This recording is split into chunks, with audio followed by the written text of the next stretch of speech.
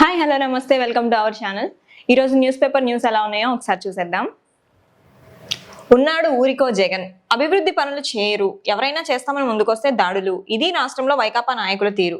ఆవు చేలో మేస్తే దూడ గట్టున మేస్తుందా? గత ప్రభుత్వ పథకాన్ని కొనసాగిస్తే ఎక్కడ వారికి పేరు వస్తుందోనని అధికారంలోకి రాగానే వాటిని ఆపేశారు జగన్.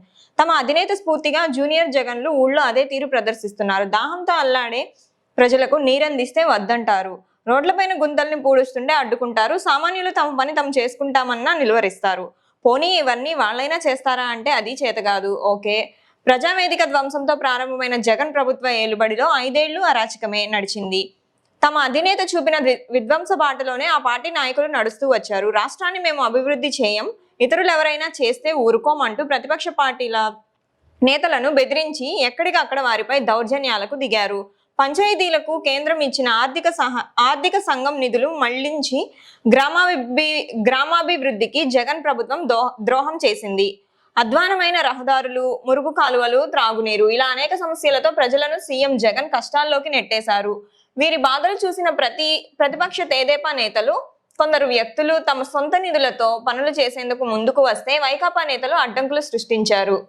ప్రతిపక్షానికి ఉన్న బాధ్యత లేకపోయే స్వప్రయోజనాల కోసం వైకాపా సర్కారు చూపించే శ్రద్ధ ప్రజా సమస్యల పరిష్కారం మీద కనపరచలేదు. ఫలితమే గ్రామాలు, పట్టణాలనే వ్యత్యాసం లేకుండా ప్రతి చోట ప్రజలు అనేక సమస్యలతో కొట్టుమిట్టాడుతున్నారు. వేసవి ప్రారంభంతోనే ప్రజలు తాగునీటికి అల్లాడుతున్నారు.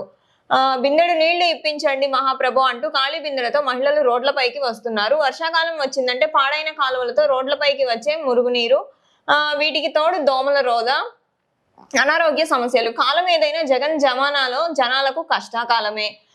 ప్రజల అవస్థలు చూసిన ప్రతిపక్ష తెదేపా ఎమ్మెల్యేలు, ఎంపీలు, సర్పంచులు, కొంతమంది వ్యక్తులు సమస్యల పరిష్కారానికి ముందుకొస్తే ప్రభుత్వం చేయని పనులు చేస్తున్నందుకు అభినందించాల్సింది పోయి తిరిగి వారిపై దౌర్జన్యాలకు పాల్పడ్డారు వైకాపా నేతలు. తెదేపాకి ఎక్కడ పేరు వస్తుందోనని కొన్ని చోట్ల చేసిన పనులు తొలగించి ప్రజలకు కష్టాలే మిగిల్చారు.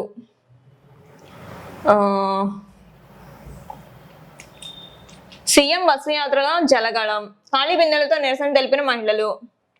కర్నూలు జిల్లా పర్యటనలో ఉన్న ముఖ్యమంత్రి జగన్ కు నిరసన సెగ తగిలింది. గూడూరు మండలం పెంచికలలో గురువారం రాత్రి బస్సు చేసిన ఆయన ఎమ్మిగనూరులో ఏర్పాటు చేసిన మేమంతా సిద్ధం సభకు బస్సు యాత్రగా శుక్రవారం ఉదయం బయలుదేరారు. కొద్దిసేపటికే గూడూరు మండలం కొత్తూరు రామచంద్రపురంలో మహిళలు ఖాళీ బిందెలతో నిరసన చేపట్టారు. మా గ్రామంలో 1200 మంది ఉన్నారు, నీటిని అందించండి అని.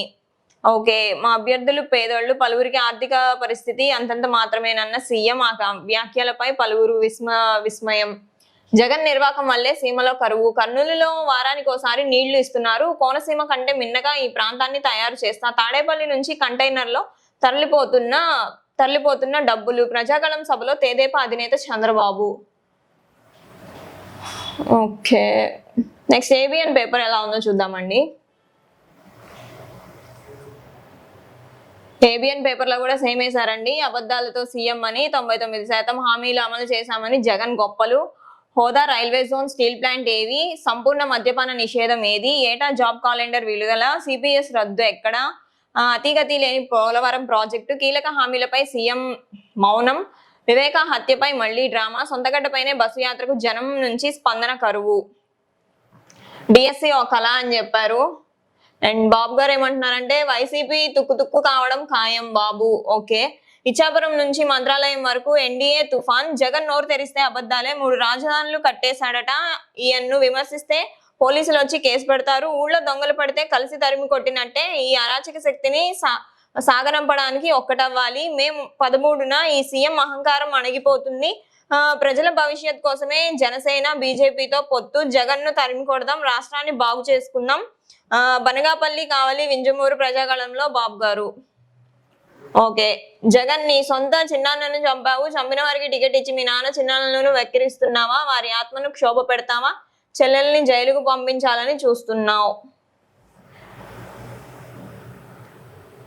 డిఎస్సి ఒక్కలా, నేడు జరగాల్సిన డిఎస్సి వాయిదా, 5 ఏళ్లలో ఒక్కటి పూర్తి చేయలేకపోయిన జగన్ 57 నెలల తర్వాత నోటిఫికేషన్ పూర్తి కాదని తెలిసి విడుదల, ఎన్నికల వేళ పోటీ పరీక్షలు వాయిదా అయినా నిర్వహిస్తామని వెల్లడి, నిరుద్యోగులను ముంచిన వైసీపీ, ఫీజులు వృధా అంటున్న అభ్యర్థులు. ఏ దుష్ట శక్తులు అడ్డుపడకుంటే డిఎస్సిని సకాలంలో పూర్తి చేస్తాం, కానీ అడ్డుపడితే చేసేదేం ఉండదు. ఈ ఏడాది ఫిబ్రవరి 12న డిఎస్సి నోటిఫికేషన్ విడుదల సమయంలో విద్యాశాఖ మంత్రి బొత్స సత్యనారాయణ వ్యాఖ్య ఇది. ఆయన అన్నట్టు ఏ శక్తులు అడ్డుపడలేదు, కానీ డిఎస్సి నిర్వహణలో ప్రభుత్వం ఘోరంగా విఫలమైంది. మొదట ప్రకటించిన షెడ్యూలును మార్చి రెండవ షెడ్యూల్ విడుదల చేసిన పరీక్షల నిర్వహణలో చేతులెత్తేసింది. దీనికి ఎన్నికల కమిషన్ అనుమతి ఇవ్వలేదని పాఠశాల విద్యాశాఖ సాకుగా చూపుతున్నా అసలు డిఎస్సిపై ప్రభుత్వానికి చిత్తశుద్ధి లేదన్న విషయం తెల్లమవుతోంది. ఓకే, ఇవ్వండి ఇవాళ పేపర్ న్యూస్ అయితే. సో ఎలక్షన్స్ టైంలో ఇలాంటివన్నీ బురద జల్లే ప్రోగ్రామ్స్ అన్ని ఎలాగో జరుగుతానే ఉంటాయి ప్రతిపక్షం అన్నాక. సో చెప్పినవన్నీ ఏం చేయలేదు అని బాబు గారు అయితే అంటున్నారు. జగన్ గారిని తరిమి కొడదాం అని చెప్పేసి అంటున్నారు. జగన్ గారిని తరిమి కొట్టడానికే జనసేన అలాగే బీజేపీతో పొట్టు పెట్టుకున్నాము అని చెప్పేసి అంటున్నారు. ఒకప్పుడు వీళ్ళ మధ్య పొత్తులు సరిగ్గా లేవు, ఇంతకు ముందు కూడా ఆల్రెడీ వీళ్ళు కలిసే వచ్చారు. అండ్ అలాగే మోడీ గారిని రివర్స్ లో తిట్టిన బాబు గారు ఇప్పుడు మళ్ళీ మోదీ గారే రాష్ట్రాన్ని దోచేస్తున్నారు అని చెప్పి ఒకప్పుడు బాబు గారే అన్నారు. మరి ఇప్పుడు అదే మోదీ గారితో మళ్ళీ కలిసి ప్రజల్ని బాగు చేస్తామని చెప్పి చంద్రబాబు గారు అయితే అంటున్నారు. మరి అసలు ఈ మాటలన్నీ ప్రజలు నమ్మే పరిస్థితి ఉందో లేదో మనకైతే తెలియదు.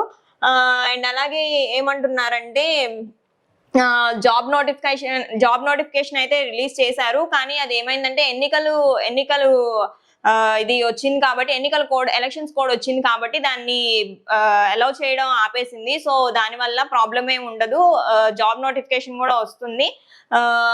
ఫీజు అది మీకేం వేస్ట్ అవ్వదండి, రిజిస్ట్రేషన్ చేసుకున్న వాళ్ళకి అలాంటిది ఏమి ఉండదు. అండ్ అలాగే ఏంటంటే నోటిఫికేషన్ పూర్తి కాదని తెలిసినా వాళ్ళేం రిలీజ్ చేయలేదండి.